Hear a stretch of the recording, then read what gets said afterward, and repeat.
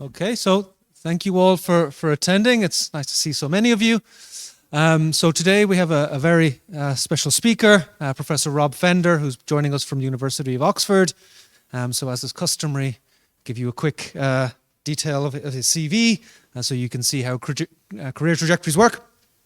So Rob got his PhD from the Open University in 1996, working with Jocelyn Bell Burnell on multi-wavelength analysis of Cygnus X3, a multi-wavelength view of Cygnus X3, which a very famous X-ray binary system. Following his PhD, he did a number of prestigious fellowships at the University of Sussex before moving to Amsterdam, again for a number of prestigious fellowships, where he also got a senior lectureship. Before moving back to the UK in 2004 as a professor at the University of Southampton, where he became the head of astrophysics. Then in 2014, he moved to the University of Oxford, where he also became head of the Department of Astrophysics, and where he remains to this day. He has a number of visiting professorships at the University of Cape Town, and also at the University in UNAM in Namibia. And of course has won many prizes over his career, including the Herschel Medal of the Royal Astronomical Society for his contributions to observational astronomy. He's held 2 ERCs, one advanced grant and one synergy grant, which he currently runs together with some of his colleagues in the Netherlands. And he is currently head of the Transients Strand at the Oxford Hinsa Centre for Astrophysical Surveys. And he really is one of the leading experts on jetted sources, particularly galactic jetted sources, X-ray binaries, and all-round generally high-energy astrophysics. And so today, he's going to tell us a little bit or a lot about jet-driven cavities around powerful galactic particle accelerators. So I hand it over to you, Rob. Thank you, Brian.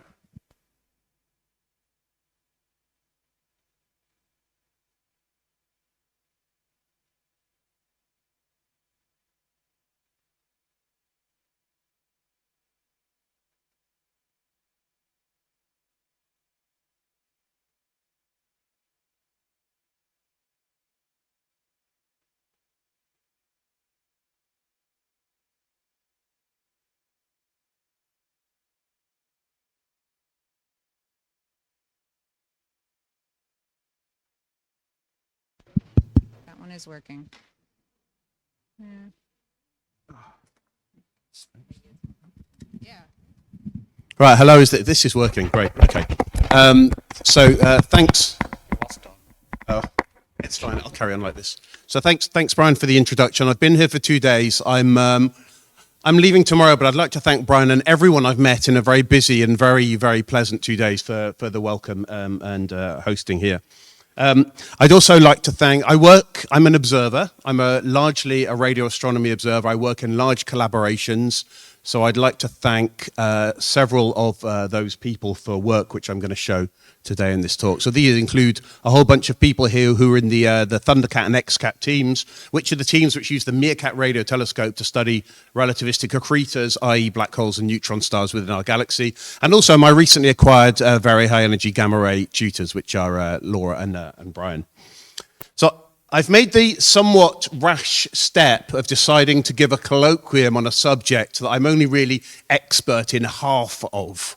Okay, so and the reason that I've made this rash step is that there's a very exciting thing which is kind of rippling through the worlds of microquasars, which I'll describe in a minute, and very high energy gamma ray astronomy, which is the suggestion that these microquasars within our galaxy are the origins of some of the highest energy cosmic rays in our galaxy. So I'll just show you some slides, some press releases which have come out. These have all come out in the past year, and I know that several of my colleagues here and around the world, these kind of press releases drive them crazy, but you can see that, the cosmic ray puzzle is resolved. Astronomers solve 70-year-old cosmic ray mystery. Microquasar jet cocoons are pevatrons, okay? And so this is the kind of thing that's just been sweeping through the literature and popular science and the literature in the last year or so. So most of the papers that you're going to see me referring to today actually you'll notice were published essentially in the last 12 months or so. This has been a big new field which has popped up. Now, nearly all the papers which have been written on this field are by people who work in very high energy gamma ray astronomy, including some of my esteemed colleagues. And of course, that's very, very important. These people know the very high energy gamma ray emission very well, but they're drawing a link to these objects known as microquasars, which I've spent essentially my entire career working on. So it's interesting to approach this problem from the viewpoint of someone who's very familiar with the jets and the radio emission to see what conclusions we can draw. Okay, so I'm going to do the talk in two parts. The shorter first part is MeerKAT microquasars, and essentially are blowing bubbles in the interstellar medium. I've worked with a lot of radio telescopes over my career. MeerKAT has been an absolute joy. So MeerKAT was commissioned in 2018, produces uniformly with actually very little work now that some intrepid pioneers did all the initial calibration tests, etc., produces regularly absolutely stunning images. The kind of radio images I was used to early in my career were little blobs that maybe had another blob near it that were moving, and there was essentially nothing else in the field. But now we're seeing incredible things. So this is just a small fraction of a very, very famous MeerKAT image of the galactic center, which you'll have seen. And what you see here is a couple of supernova remnants, some tail end of some very unexplained filament. Maybe there's a pulsar shooting out here. It's incredible the amount of detail that this telescope is delivering to us. So the microquasars in question, which may or may not be pevatrons, this is another name for X-ray binary systems which have been known since they were first discovered in the 1960s. The black hole X-ray binary systems, which are going to be really the focus of the objects in this talk that we're trying to associate with the gamma ray emission, they behave in a sense in a scale-free way like all of the accreting black holes in the universe. So that is, you have a relativistic accretion disk which reaches very, very high temperatures in its center. And just like active galactic nuclei and other classes of jet-producing objects, like AGN and tidal disruption events, these objects produce relativistic jets. Okay. So there is one of the small misunderstandings sometimes in the field is that somehow microquasars are a very small subset of the population of X-ray binaries, but they're not, in fact. The jet-producing processes, the empirical connection between accretion and jet production that we see in X-ray binaries is essentially uniform. They all, at some times in their careers, produce relativistic jets. But they're very simple systems. So there's a black hole or a neutron star sitting at the center of an accretion disk. The accretion disk produces X-rays. That's the tracer of the accretion. And the jets which are produced, they produce radio emission. They also produce both of these things produce emission at other wavelengths, but these are the easiest way to find them. There is an orbiting fuel tank, which we sometimes refer to as the companion star, but if you're making a comparison, for example, with active galactic nuclei, it doesn't really matter. By the time the matter that's crossed this inner Lagrangian point spirals down, is being accreted near the black hole, it really doesn't know where it came from. Okay. So one of the first movie I want to show you is a very iconic movie which was released by the Rossi X-ray Timing Explorer mission. And this mission was launched in the 1990s and really transformed our understanding of relativistic accretion within our galaxy. And as you'll see, actually, therefore, has transformed our ideas of how often relativistic jets are produced in our galaxy. So RXT was launched in 1995, had a long lifetime and re-entered the atmosphere and was destroyed in 2018. What you're seeing here in this movie is a galactic projection of X-ray sources. These are daily images. Every single one of these is a neutron star or black hole accreting in a binary system in our galaxy. So what you're seeing, you have a real-time monitor, real-time census of all the relativistic accretion going on in our galaxy. These systems are so luminous and our instruments are so relatively sensitive that we can see these objects throughout the galaxy. So through population studies from facilities like RXTE, we have a very good idea of the total number, the luminosity function, the distribution of these relativistic accretors within our own galaxy. But an important point to remember is that, of course, we're only sampling for 60 years. X-ray astronomy, which discovered these objects in the 1960s, has only been around since then. And a lot of the objects we see here are what we call low-mass X-ray binaries. The companion star is perhaps a third or a half the mass of our sun, and these systems are potentially billions of years old. So we've caught a very short snapshot of their lifetimes, and it's very hard sometimes to interpolate populations from that. So we've been using MeerKAT, a brief advert for MeerKAT. So this is a real image of the MeerKAT array. MeerKAT has 64 13.5 meter dishes. It was inaugurated in 2018, so it's been going for about 7 years now. At some point in the future, it will become the mid-frequency component of the square kilometer array. Exactly when that happens is a little bit uncertain, but essentially the mid-frequency component of the SK will add a bunch more dishes to this to make it more sensitive and to add higher frequency receivers. As I say, it's been absolutely transformational for our field, and one of the things we've been able to do, because it's so sensitive, is to regularly monitor all of these X-ray sources in our galaxy to see what radio emission they're producing, to see if instead of getting a real-time census of the accretion activity, we can get a real-time census of the particle acceleration. So this is what we've managed to do over the last 7 years.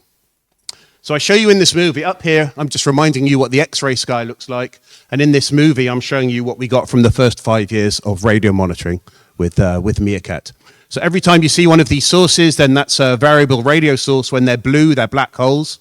When they're green, they're neutron stars, a small number of them. When they're red, we saw large-scale jets propagating to parsec distances from these systems. And of course, here's the date down here. So what you can see, every time we see, we're very, very confident now from decades of making resolved radio observations of these systems, that whenever we see this kind of radio flaring from these systems, these things are producing relativistic jets. And as I say, in some cases, you see some of the sources go red, and that actually means that we were able to track jets propagating to very, very large distances with MeerKAT. If I zoom in on one of these particular sources, you want to know, what do you actually see? You tell me that you're resolving the jets. What do you actually see? So what you see here is you see 2 years of 15-minute weekly snapshots of one particular system. So this was a new system which was discovered a couple of years ago. Its name is MAXIJ 1848. This is probably the first black hole discovered in a globular cluster within our galaxy. This produced a weak outburst, and in fact it's an interesting story because very shortly after it was discovered, it was basically sun occluded for the X-ray observatory, so people would have not bothered with this, they'd have given up on it. But we continued monitoring with MeerKAT because we can observe in the daytime, and we saw this dramatic and remarkable evolution. So the black hole is somewhere in the center here. It launches jets in opposite directions. You will see that the jets, look at the northern one, going up here, it's moving away and it rebrightens, and there's some very interesting and detailed behavior which goes on with these sources. We've seen this kind of behavior now of order 10 different systems, and I want to emphasize how unusual and surprising it was for us to see this behavior. So the angular scale here is 10 arc seconds. Over the previous decades, unsurprisingly, the focus had been to go to higher and higher angular resolution because you want to see the jets closer and closer to the black hole because you want to understand how they're being launched. And that's still, of course, a very, very important thing to do. We did not expect when we begun this program that we'd actually resolve jets at all with MeerKAT. We thought we'd just be monitoring the fluxes to get some indication. And these higher resolution radio observations that people had been making for years typically lost the jets after a few weeks, and we really had no idea to what distances they propagated. Now, suddenly with MeerKAT, we're seeing these kind of jets to very, very large distances. So how far do they go? What do the trajectories look like? And how far do they go when we track them with MeerKAT? And this, again, as I'm trying to emphasize, this was unknown territory. We didn't know whether these jets propagated a few astronomical units, parsecs, just kept going forever or what. So what I'm going to show you in this panel, this is the separation as a function of time for 6 of these systems that we observed with the MeerKAT Thundercat program. So on each of these, the y-axis is the deprojected distance in parsecs, and the x-axis is the same for all of them, so it goes to about 550 days. So that's a duration of the monitoring program, or a large fraction of the duration of the monitoring program. We normally see these things go for a couple of years before they disappear. So if I start the movie, you'll see we track these things. We normally catch them between 50 and 100 days after the initial X-ray flare where they were launched, and we see they propagate to large distances from the core.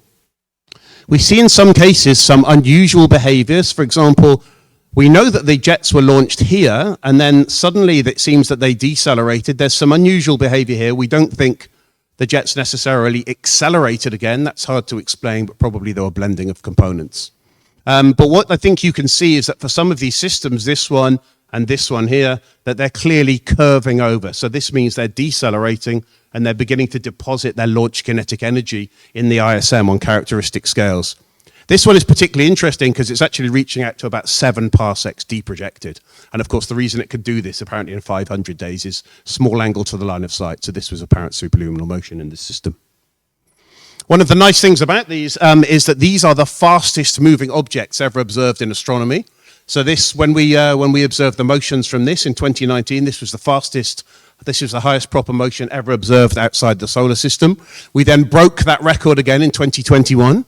With this system, 1348. And one of the very dramatic points about this system is you can see that it's initially moving very fast away, then we lose it for a bit, and then we see these jet ejecta have re-brightened and have decelerated very dramatically at a distance of about 70% of a parsec. So we don't know what happened there, you know, and the favorite interpretation actually is that the relativistic ejecta essentially reached a significant density enhancement in the ISM and decelerated very, very rapidly. This broke the non-solar system proper motion record again in 2025, so we're really seeing very, very fast moving objects. And then this system right now, this system SWIFT-J 1727, this is still live. These jets are still flying right now through the interstellar medium. This is an image that was taken just a few months ago, and we haven't spotted deceleration or strong deceleration of these ejecta yet. So at any given moment, there are 2 or 3 sources where we actually are seeing right now very powerful ejections moving through the interstellar medium. So how much energy do we think that each of these ejections, which we track to these large scales with MeerKAT, how much energy do we think that they're transferring to the interstellar medium? So there are a variety of different methods that you can apply to try and estimate this. So in the case of a source called MaxiJ 1820, and this is one real MeerKAT snapshot, so there's the black hole, there's the approaching jet.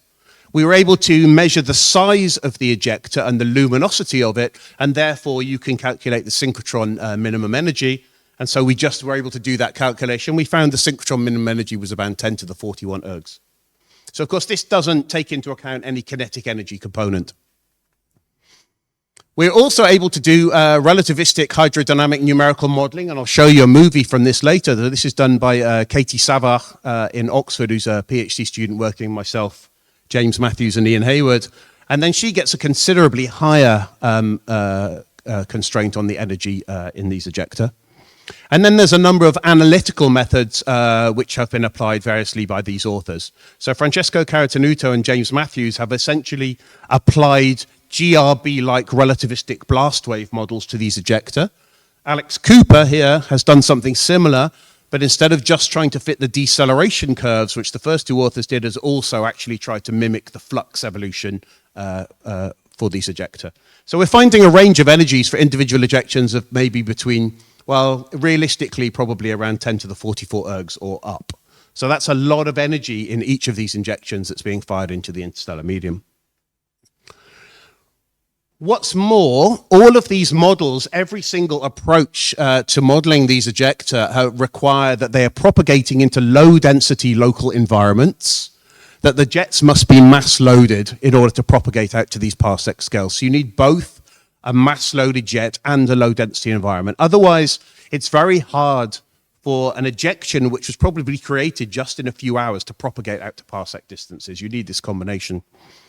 And I should note that, you know, it's not just our group and our friends which have come to these conclusions. Zhadarsky et al. And others have also modeled the deceleration curves of these ejecta and found that they reach the same conclusion.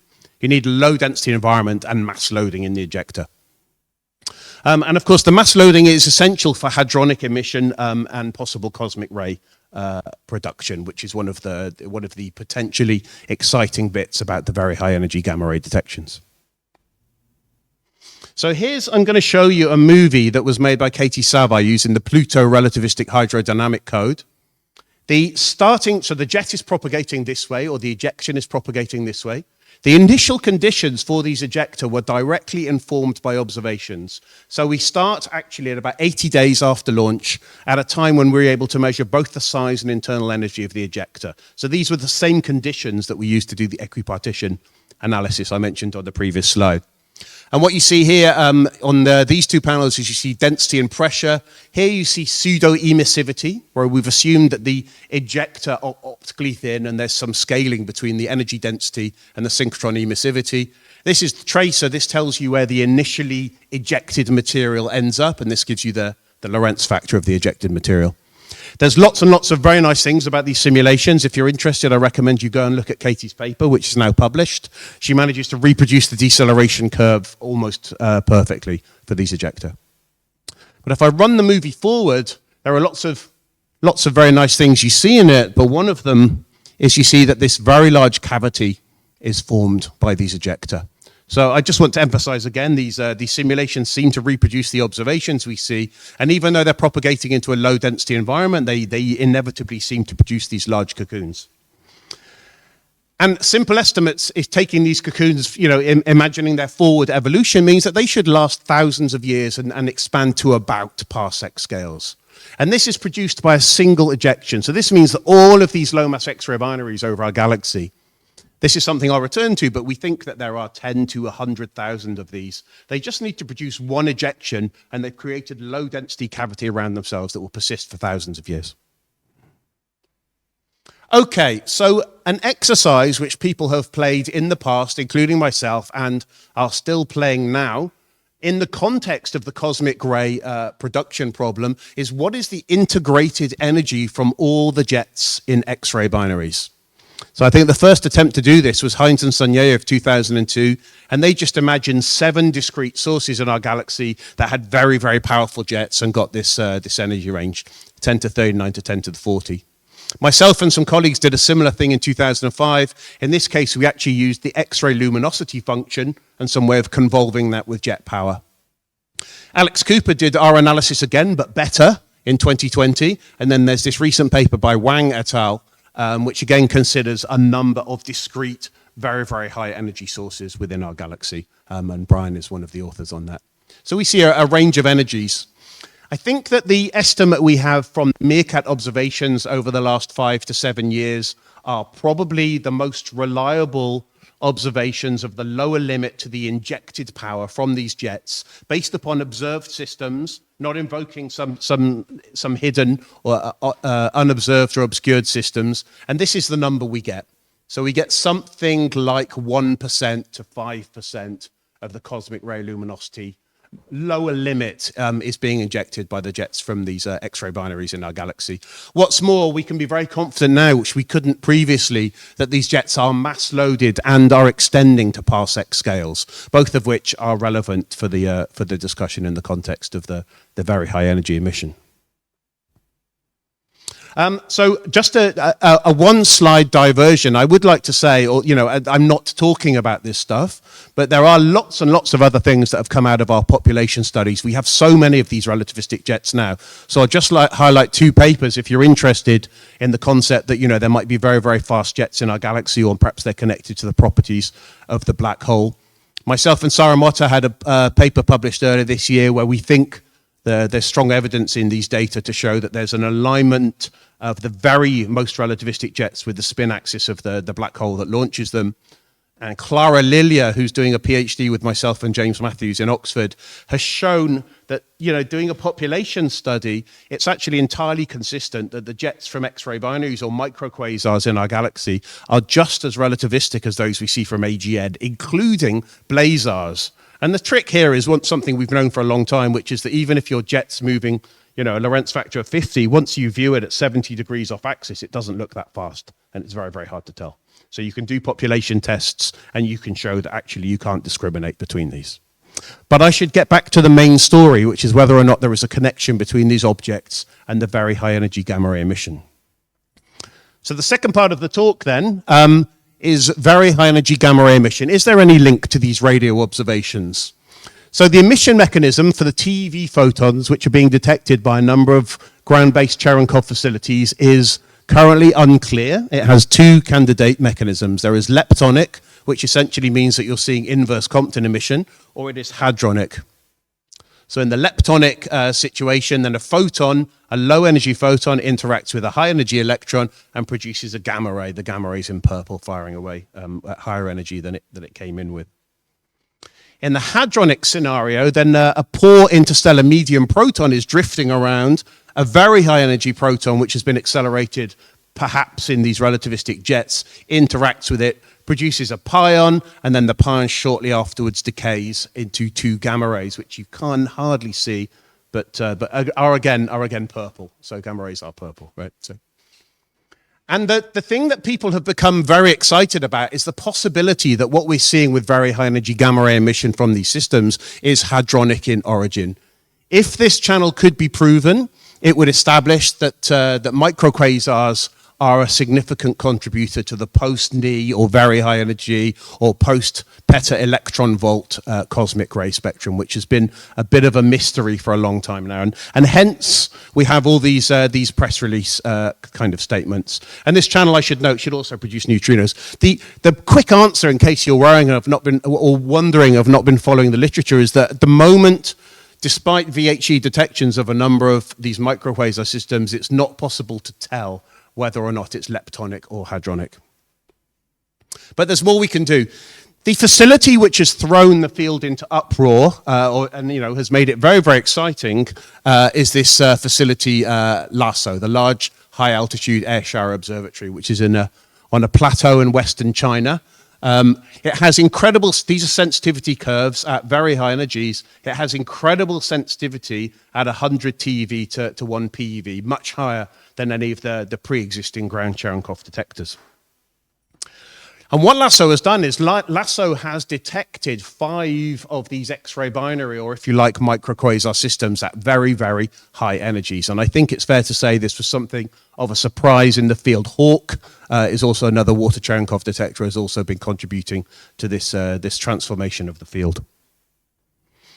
So we have 5 systems, which 5 of these systems have been detected at very, very high energy. So I show here the luminosity detected by LASO.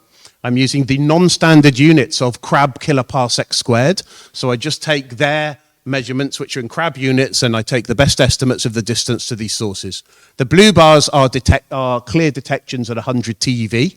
You'll note that SS433, these are all the same system, of course, and you'll see in a moment that it may have a core and it has extended emission. The measurement here for Cygnus X1 is marginal, because even though LASO does detect Cygnus X1, at 100 TeV it's not really clear, so we've extrapolated the spectrum from lower energies to get this kind of marginal measurement. All right, so what I want to do is I want to take you through a quick comparison of each of these 5 sources to see what we see and whether or not there's some evidence from the radio images with MeerKAT or any other information to see if there's a clue to the origin of these gamma rays. So Cygnus X1. So this is a radio image of Cygnus X1 region taken with the MeerKAT radio telescope. There are actually better images, for example, from Westerbork or the VLA. Cygnus X1 is like at plus 35 dec. MeerKAT's at like minus 30 latitude. Nevertheless, we're able to make some images of it. Cygnus X1, the famous black hole high mass X-ray binary, lies here.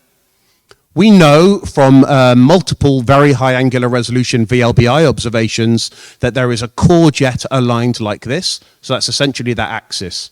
And many years ago, 20 years ago, we found this radio bubble here. And we hypothesized that this was an inflated bow shock from the action of this jet over a prolonged period of time. Optical observations, this is an H-alpha image. There are better ones also in sulfur. We show that evidence that there is indeed shocked emission in this shell.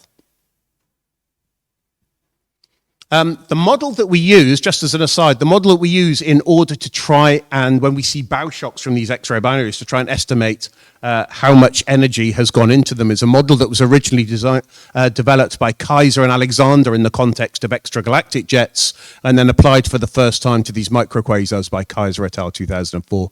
And the assumption is that the emission that we see is thermal Bremsstrahlung emission due to the prolonged action of a jet propagating into the ISM.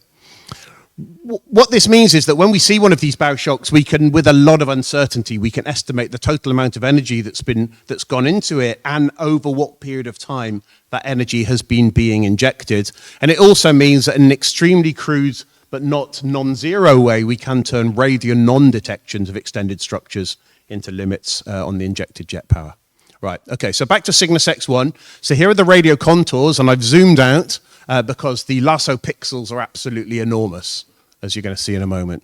So this is the radio contours. This is the radio contours with the lasso pixels offset, overlaid. And what you can see is that there is a lasso source here. So reminder, Cygnus X1 is here. The jet's propagating in that direction. There is a lasso source here. Formally, according to lasso, this source is unresolved, but it's also offset from the black hole, which you can clearly see in this image. Now, one of the interesting things from the radio is that we see the bow shock in this direction, but not this direction. And we've always hypothesized that that was because the jet going in that direction is running into a dense medium, which actually may be the edge of this H2 region here, which is sometimes referred to as the Tulip Nebula. So the idea is that, the jet is running into a more dense medium here. Perhaps this is actually consistent with the idea that very high energy protons are being created here, are propagating into a dense environment here, and you're actually seeing hadronic very high energy emission in the case of Cygnus X1. Okay, the next source I want to talk about is SS433. This is perhaps the most famous jet source in our galaxy. And I'll show you why in a moment. This again is the MeerKAT image, wide field image around SS433. The X-ray binary system is in here. We believe probably that the circular thing here is the natal supernova remnant, and this kind of twisted up ears sticking out each side are the prolonged action over tens of thousands of years of a jet that's distorting this supernova remnant. Is there any evidence of this jet? Yes, there is. This is the best unpublished movie in astrophysics. So this is a sequence of images taken with the VLBA. These are real data. This is not a simulation. This is the central source. You see this absolutely beautiful sequence of knots coming away from the jet. You see the jet angle changing. It's processing. The jets are moving at 0.26 C. They're very powerful.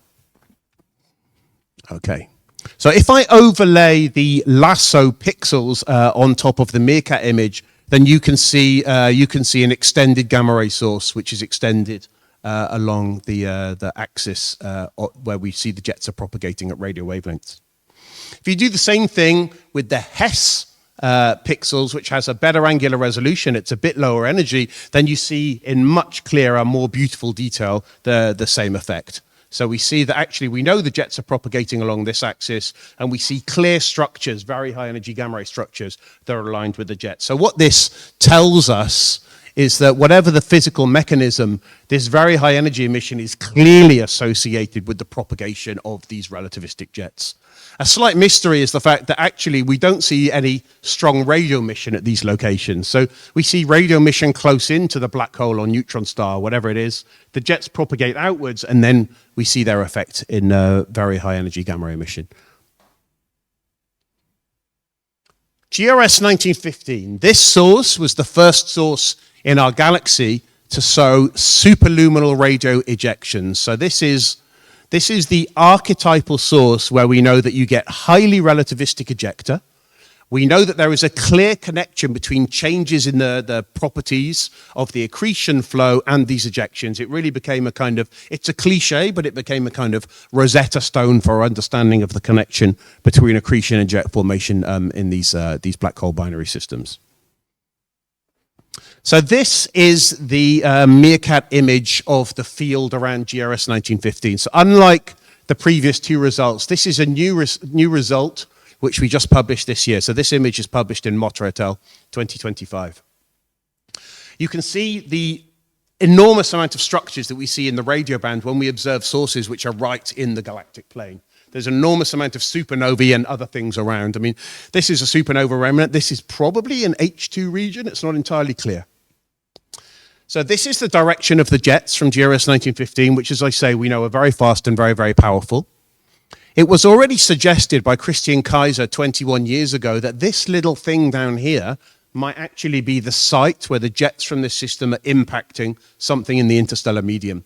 And actually, if you zoom in on this source, this is an IRAS source, then it looks like there might be a little non-thermal filament pointing back towards the system in this clump. Subsequent observations by Cherenkov et al. Seem to have supported this hypothesis. However, what you can see for the first time in this MeerKAT image is you can see a kind of bow shock around this structure, which we think is moderately convincing that, you know, this is actually the bow shock from the prolonged action of the jets in this direction. It's very hard to try and pick out the equivalent thing in the other direction because there's essentially this very, very bright system here. We're not really sure of the distance to this, but it could be obscuring something that's behind it. So this is from Sarah's paper. Then there was a suggestion that this is actually tracing out a bow shock. So this will give us a way to estimate the energy that GRS 1915 has injected into the interstellar medium over time.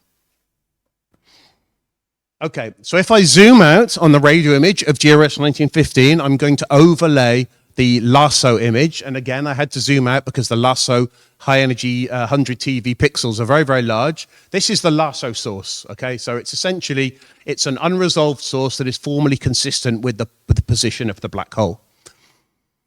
I think one of the things which is interesting about this is that, you know, this is the black hole is in here in this little red circle. The pixels is the 100 TeV source. It's basically they're smack bang right on top of each other. If we're right, and this is the jet interaction site over here, then it's formally offset from it. We're not actually seeing the VHE emission from where we think the jets are hitting and interacting with the interstellar medium. There is also, I'm not going to show the image here, there is a Fermi analysis by Marty Devesa and Laura Oliveira Nieto, which again shows that the slightly lower, the GeV emission detected by Fermi is also not consistent with the jet impact site. So if there is an association going on here, it looks like the VHE gamma rays are being produced much closer to the black hole than they are in, for example, SS433. All right, two more sources to go. MaxEJ 1820 is one of these sources that I showed you earlier on in the talk, where we see the ejector propagating away from the central black hole to large scales in resolved images with MeerKAT. It's a really typical low-mass X-ray binary of the kind that we think goes into a transient outburst perhaps every 10 or 100 years, and of which there are probably 10,000 or 100,000 within our galaxy. Okay, this is the radio image of the field around MaxEJ 1820. So this might be the most boring radio image you've ever seen. MaxEJ 1820 sits about half a kiloparsec above the plane, so it's in a very low density environment. The scale height of the gas in our galaxy is only about 100 parsecs, so it's much less dense environment than the plane where GRS 1915 was. But still, there's essentially nothing there at all. This source was nice because not only did we see the radio ejector, but Chandra high-resolution X-ray observations also captured the ejector. These are moving X-ray knots at a few keV. And if you do the equipartition analysis, then you can see that you've got micro-Gauss fields and you've got TeV electrons actually move in the moving jets as they're propagating away. This is not the only time we've seen this, but this is one of the most beautiful examples we've seen of moving X-ray jets from one of these black hole transients. So what does the LASSO emission see? So again, we can see what the jet axis is. The LASSO emission shows this. So the LASSO emission shows a 100 TeV source, which is offset from the core, but it's offset along the axis that we saw the jets with MeerKAT. This is actually the direction of the receding jets, which should be the ones which look apparently slower and less bright to us. But of course, that doesn't matter. I think it's too much of a coincidence that this is the jet axis. So I think that something has happened here. The jets have presumably run into something and have brightened at 100 TeV. So I've already said this, it's offset in the jet direction, and I think it's too much of a coincidence. We were able to track with MeerKAT the deceleration of the ejector from 1820. So if the jets from 1820 have always behaved more or less the same way, then we know that from the lowest speed that we saw them propagating at when we lost them with MeerKAT, that at that speed they would take about 10,000 years to reach this offset. So there's a few caveats here. If you believe that the offset is well measured by LASSO, and if you believe that the jets always behave the same, then what what this emission is telling you is it's telling you about jets that were launched from this system maybe 10,000 years ago. And this, again, this is a kind of consensus that I think is forming in the field, that a lot of this very high energy emission, perhaps counterintuitively, because it is very high energy, is actually a tracer of very old jet activity in these sources. Okay, and then the last one, V4641, Sagittarius. This is the most confounding of all of them. This source is 2,500 times more luminous at 100 TeV than Cygnus X1. Okay, so this is really, really luminous. In terms of its history as an X-ray binary, it's a kind of boring source. So we know about it because it went into outburst in 1999. Since then, it's done a couple of piddling other small outbursts, but really nothing dramatic. This is the new radio image of the field with MeerKAT, which is in Grolleman et al. Very, very shortly in press. So I've gone for a wide field because I'm going to be overlaying the very high energy emission in a moment. But the black hole, again, sits in this circle. We had to go much deeper with this image than we did for the other X-ray binaries, and we were motivated by the report of the very luminous gamma ray emission. So you can possibly see here a little sort of bow tie colored shaped structure in the green contours. This is a significant detection of an extended radio structure associated with this source. There is also a report with CRISM, which is an X-ray emission of diffuse extended X-ray emission of this source on the same angular scale. So there is something happening quite close to this source that we're picking up in radio and X-rays. I should say that this structure, whatever it is not like anything I've seen in radio images before around any other one of these sources. We don't know what this is at all. This source, like 1820, the last one I showed you, is half a kiloparsec out of the plane, so it's in a very low density environment. So this is the lasso image of the field. So this, again, this is the black hole is here. This is the radio bow tie, and you can see an extended, very high energy gamma ray source, with the centroid of which is offset to the south of this system. And again, to emphasize, this is by far the most luminous of all of these microquasars at 100 TeV, and yet it's a really boring X-ray binary in all the other wavelengths. Even better is the Hess image, which again, as in the case of SS43, shows at higher angular resolution the high energy gamma ray source. Again, black hole, radio bow tie, and you see something that's extended, and it really looks like a jet-like thing. However, there was this problem in the literature that there was a misconception in the literature that the jets in this system were pointed straight at us, and perhaps, even though that's not necessarily an issue, perhaps that was hard to resolve with these kind of structures, this kind of elongated thing. But in fact, I think that's not the case. So there's been a new reanalysis of the radio data from 1990 by Marty and Luc Escamilla. Just again this year, you see these papers are all 2025. They've reanalyzed the original VLA data, and they see a jet aligned like this. And that's basically exactly along the same axis of the very high energy gamma ray emission. So I think that, again, it's very, very strong evidence that whatever this is, this was associated with the jets. The gamma ray emission was associated with the jets. What this radio thing is, we simply have no idea. There is a hypothesis about a wide angle processing jet in Noah Grolleman's paper, but I think, that's at the moment, that'll have to be just sort of speculation. Okay, so we have 5 gamma ray detections of these X-ray binaries. We have a well-studied history of these systems. We have estimates of their core jet power right now, and we have some estimates for some of them of the integrated power they've injected into the interstellar medium over recent history. So is there any correlation between these things? So this is the core jet power as we think we can measure it right now for these 5 detected systems. And I would say these limits are very, very strong. They're probably the jet energies for these 2 systems are even lower.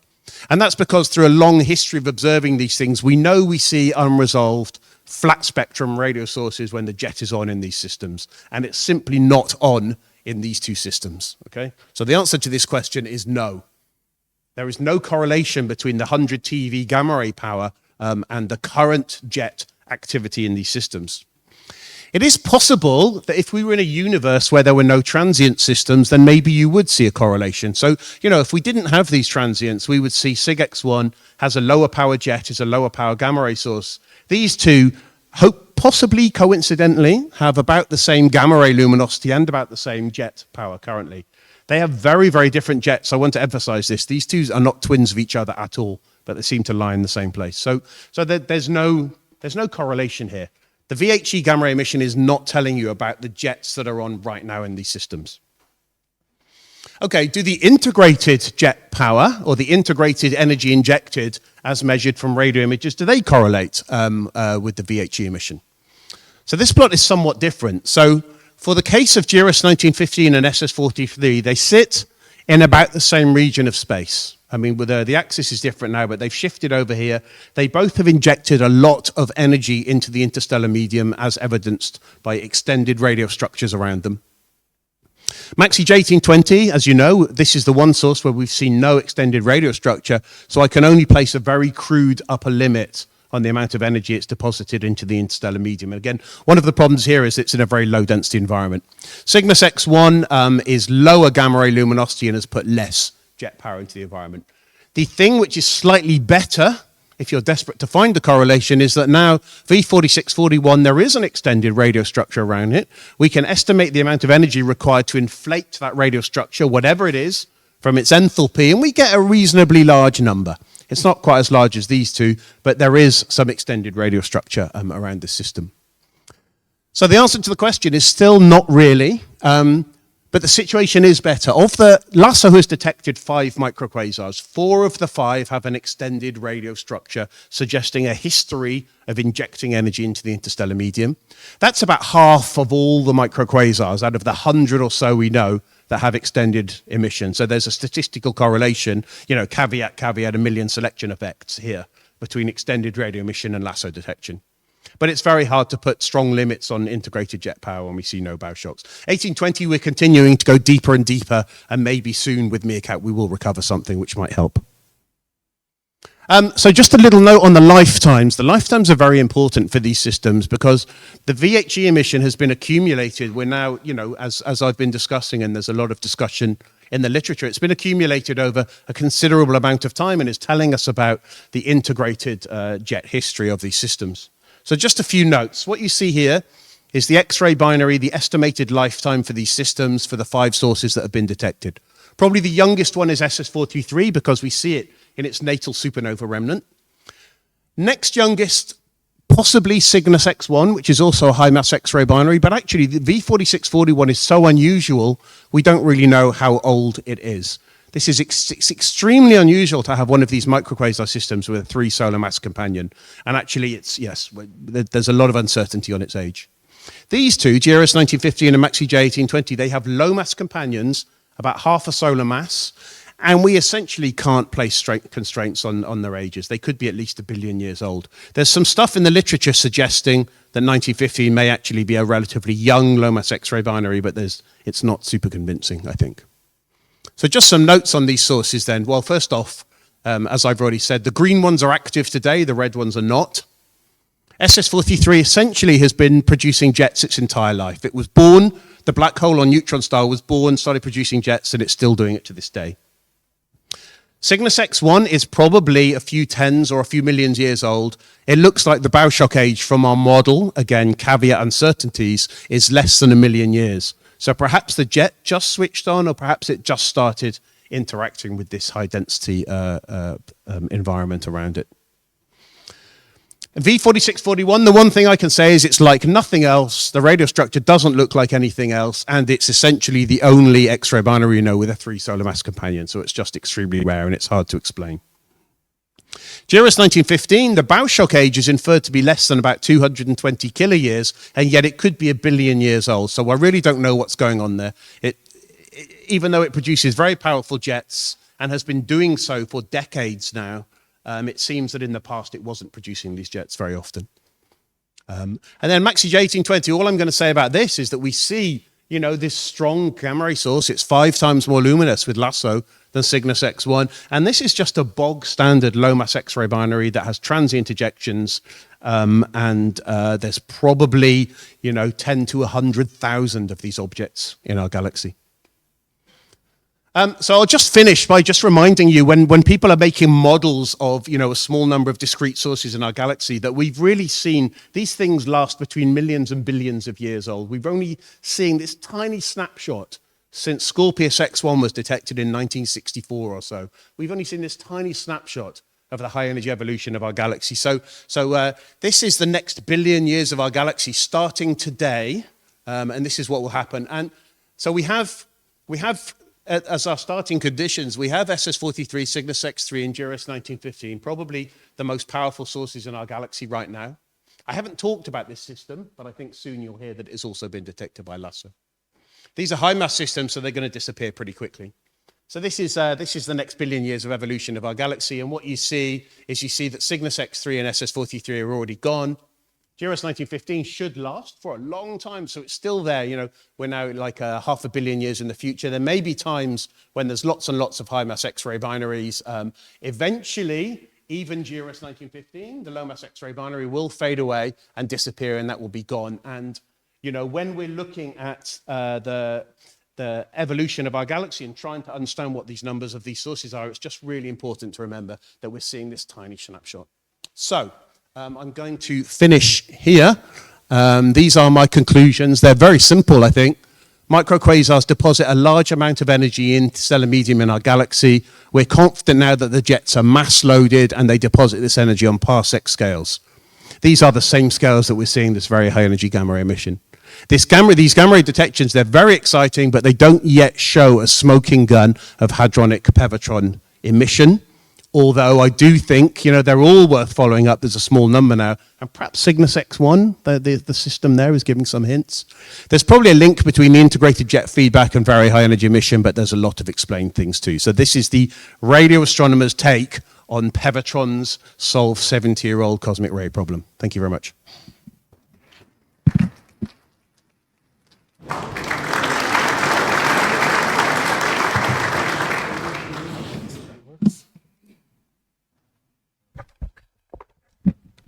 All right, thank you, Rob, for a very exciting talk. So the floor is open to some questions. All right. Going to go keys and over to Rob. Hi, Rob. Very interesting results. I'm particularly interested in what you showed in the very beginning, where you showed the distance as a function of time that these blobs are moving, and you saw some weird jumps and some weird decelerations and accelerations. Yeah. These are, of course, completely bizarre in terms of a model where you have a jet being a bullet of gas, being a high density bullet of gas being shot into some low density medium. Then it's not explicable. But if you have a very low density, high momentum jet, where you only see where this jet is impinging on the stuff that's around there, then you have much more leeway to explain sudden accelerations and decelerations, because it's only the hot spot that is decelerating or decelerating rather than the material itself. Yeah. So I mean, this is a very reasonable point. Oh, one sec. Let me just play those animations again. Yeah, so you definitely see some unusual behaviors. The thing is, you know, the suggestion, so these are sources where it's made this transition from this hard X-ray state to the soft X-ray state, which empirically we think we've established for 20 odd years now is associated with a discrete ejection. The sources then sit in this soft X-ray state for a long time. We've tried to find evidence that a jet is being produced during this phase. There's no evidence. It may be that somehow there's no shocks in that jet near the base at that time and you're only seeing the working surface. But there are sources which sit in the soft state for years and years and years, and we don't see this behavior from sources which sit in this X-ray spectral state alone. So I think it remains a possibility that you're seeing the working surface of a continuous jet, but I think it's unlikely. My best bet is that these are somehow discrete ejections, or you know, they're powerful shocks that are running through some pre-existing jet. On the details of the systems, this one can be modeled by essentially an ejection running into a very strong wall of a cavity. The very odd behavior you're seeing here is probably that we're not resolving multiple components. And essentially what you can have is that if you have multiple components that are unresolved, they're moving forwards. If the front one fades out faster, it'll actually appear to retard the centroid of the emission, so you can get weird jitters. So, yeah, it's possible. Thanks, Rob. These are beautiful results, beautiful MeerKAT images. I mean, whenever I look at these things, it's just breathtaking. I am wondering about the overall energetics. If I understand you correctly, you have been arguing that there is lots of energy in the jet that is available to drive turbulence in the interstellar medium. But the number you provided is the energy in the jet, right? It is not what is coupling to the overall turbulence in the ambient medium, if I understand you correctly. If I did understand you correctly, can you estimate the coupling efficiency? How much is finally ending up in ISM turbulence in competition to the supernova, to the overall gravity, to all kind of other processes? I think for someone who worries about the ISM, this would be a super useful number. Yeah, so I don't know. So the numbers, I mean, the number that you're seeing here at the top, which is the new number we've estimated from MeerKAT, this is simply the energy in the ejector themselves and how that energy is transferred to the ISM. There is a little bit of that in these relativistic hydrodynamic simulations of Katie Sava, but no, we don't have a very good number for that. For the Bauschock models, the Kaiser models that we use, I mean, I think that is a good estimate of the total energy that's transferred to the ISM. So it's somehow that energy has to go into the I don't know, the heating or the turbulence in the ISM. The exact process is how, I don't know. So, yeah. I couldn't, you're looking for a conversion number between these energies and the turbulence. I don't know that exact number. You could look at the Bauschock, some energetics, some spectral that comes from MeerKAT and information about the ISM. That would be super useful in this context. Yeah, it's, you know, that in general, we want to know what kind of densities these jets are propagating into, what's the temperature of the environment. It's really hard to measure, right? It's really hard to measure ISM properties along random, you know, lines of sight unless you have things like molecular clouds, etc. Hi, talking about jets, I'm wondering about the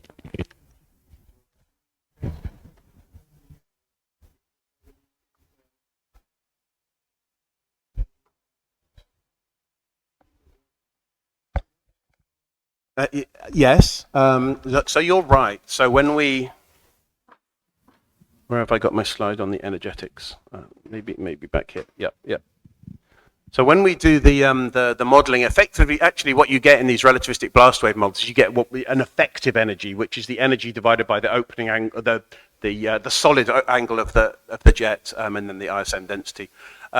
So how much energy we infer going into the jets does depend upon the opening angle, even in the really simple analytical models.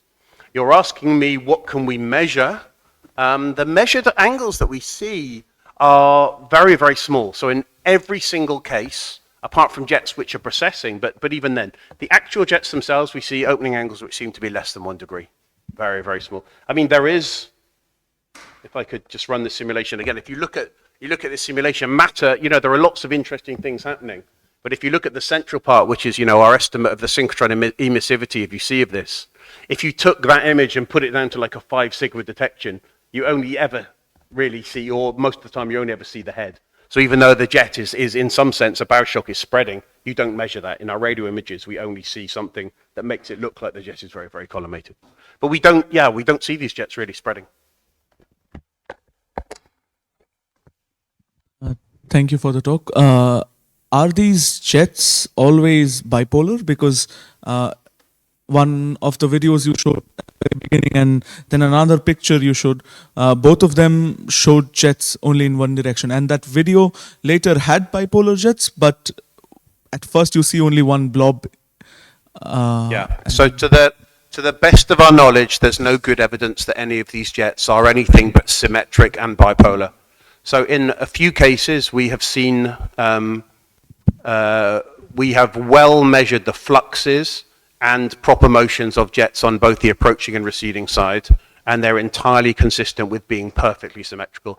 So, of course, the reason that you're only able to do that when the angle of the jet to the line of sight is actually pretty large. Otherwise, this one is strongly Doppler boosted, and that one is strongly Doppler deboosted. Not only is it deboosted, but it appears to move very, very slowly because of the equations of superluminal motion, so it's hard to pick out from the core. So in terms of the moving jets, I don't think there's any example where we think it's only one-sided. The cases of things like Cygnus X1, where it looks like the jet bow shock is only in one direction, I mean, yeah, it's a puzzle. We've looked for the southern equivalent. We've never found it. But it does look like that jet is impinging on the edge of this H2 region. So we can make a plausible argument that you're only seeing it on one side because that's the denser region that the jet is encountering. But that, you know, it would be beautiful if in those cases we found the counterjet to the steady jet as well. But for the transient jets, the blobs, then they're all consistent with being two-sided, even though we often only see one side. Whoops. Question. Hi, Rob. That wonderful picture of SS433 and the with MeerKAT. My question is, I mean, you described it as being having two components, sort of a component from the supernova remnant, Yeah. and a component which is presumably just being drilled out in this left to right on that picture. Yes. My question is, are there any evidences of different radio spectra in those two components? This would seem to be relevant to the question about whether, you know, these things are cosmic ray electron powered or otherwise. Yeah, so the nebula around SS43 is called W50. My bet is, as I mentioned, is that this circular bit is the natal supernova, and these have been distorted. All of the emission is optically thin synchrotron emission. There are spectral index differences across the nebula. I think they're consistent with, I think, if I've got it right, this end, the stubbier end, is running into this. Essentially, the galactic plane is over here. So there's this. The acceleration here may be a little bit fresher. It may have a slightly harder spectrum. Yeah.